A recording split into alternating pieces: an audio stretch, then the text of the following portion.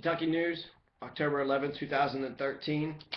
You have in January 6th or the 7th, 1998, Timothy Barnes murdered and killed Adrian Reynolds.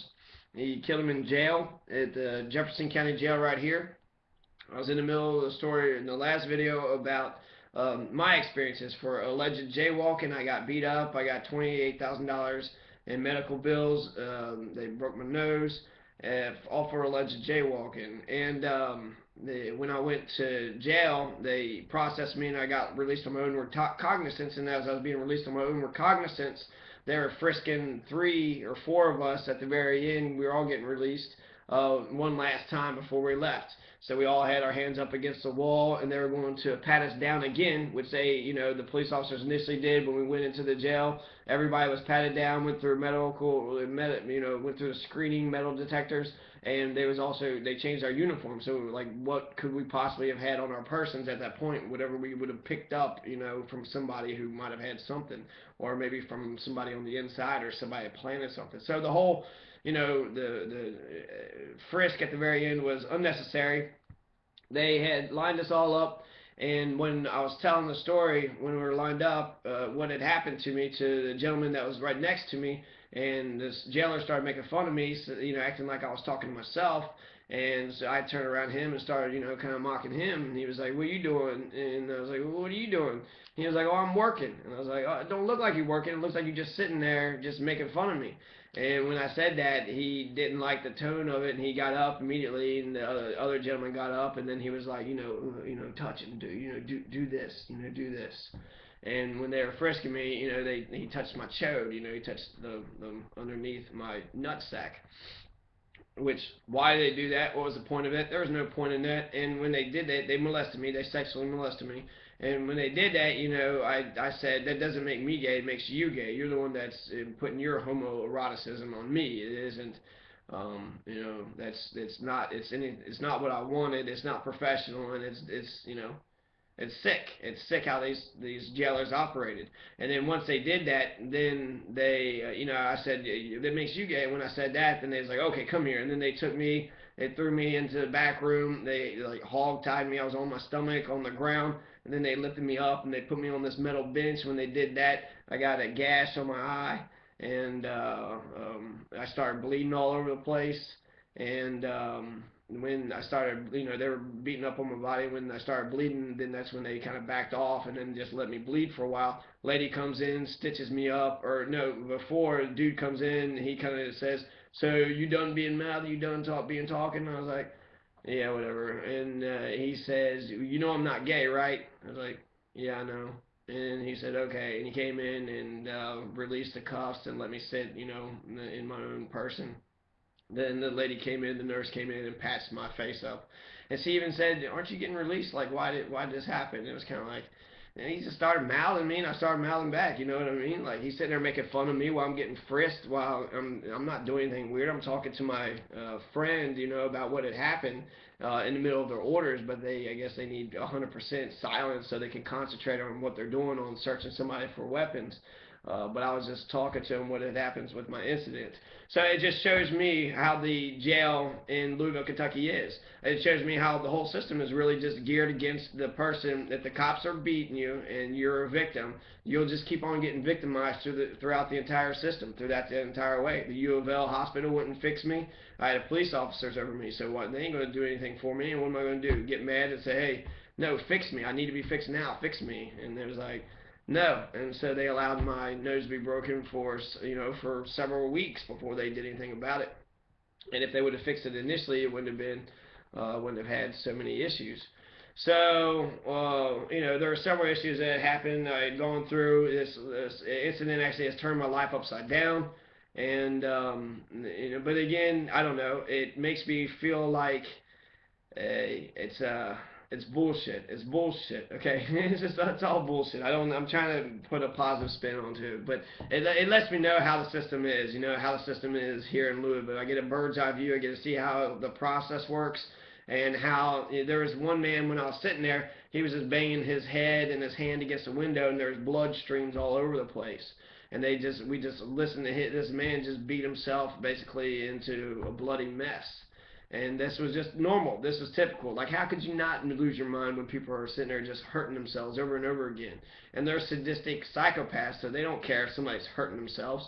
And actually, here is this case. So in 1998, the same culture, the same type of atmosphere. You have Timothy Barnes murders Adrian Reynolds. Now, the Timothy Barnes, his defense is, we tried to save Adrian Reynolds. Adrian Reynolds wanted to kill himself, so Timothy Barnes says he saw him with a noose, tied a sheet up as a noose, and he was going to kill himself. And so he goes in there to save him.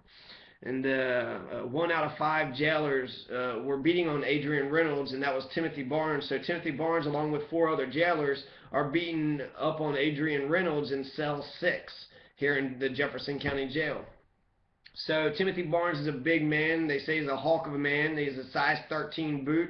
And the way he had murdered Adrian Reynolds was by stomping his head into the concrete, like several times. And the autopsy report said that he died with blunt force trauma to the head. It was a head injury, and it was blunt force trauma. So they said by him stomping his head into the concrete, that's what murdered him. So even, excuse me, as the jailers are beating him, you had Adrian Reynolds, who was pleading for his life. One witness said, tell you that Reynolds was screaming, please God, don't let them kill me, Gutman said. So that was in an article. He's pleading for his life. Please God, don't let them kill me. And then Timothy Barnes takes his big size 13 boot, stomps on Adrian Reynolds' head, murders him, kills him.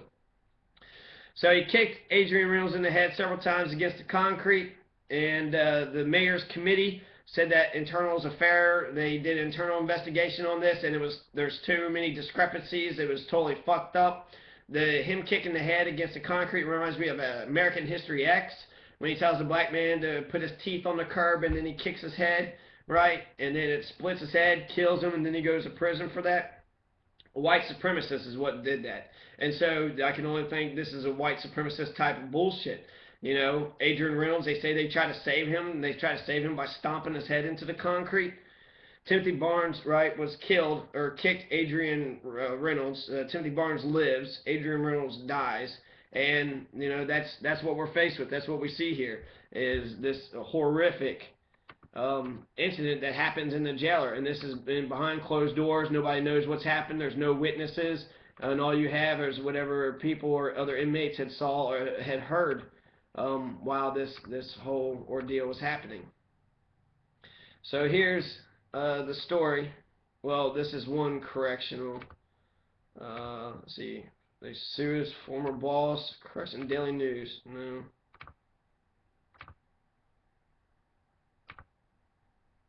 Okay, so that's the story.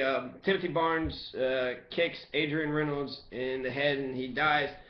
Adrian Reynolds is eventually awarded $350,000 for being murdered in 1998. His estate wins that. Now, these correction stories, you have, okay, so after the suit happens, you have Timothy Barnes, who comes back and tries to sue his ex-bosses. So a former Jefferson County Corrections officer acquitted of killing an inmate has sued his former department and bosses. Timothy Barnes claims he was unjustly fired and a victim of discrimination. And so he says he's white, that's why he's being discriminated against. A lawsuit filed in Jefferson County Circuit Court also includes the city as a defendant. Barnes calls the conduct of his former managers at the Corrections Department outrageous and intolerable. He claims he was fired in part because he's white. He claims he's lost earnings and career opportunities, suffered emotional damages. He asked for a jury trial and punitive damages. Barnes was accused of killing inmate Adrian Reynolds, who struggled with officers inside and outside his cell on January 6, 1998. Prosecutors allege that Barnes killed Reynolds, who was black, by stomping his head during the struggle. His first trial on a murder charge ended with a hung jury in 2000, and then he was found innocent in a 2002 retrial.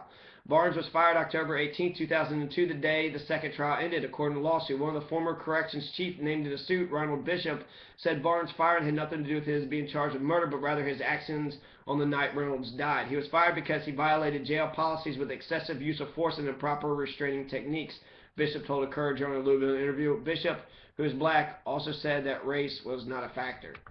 So, oh no, I was white. That's why all this happened, just because I'm a white. And, that's, God, that's such horseshit. It just, this brings up all the racial issues, and so he's being called a racist, and so he's trying to say, no, it's, I got fired because I was white.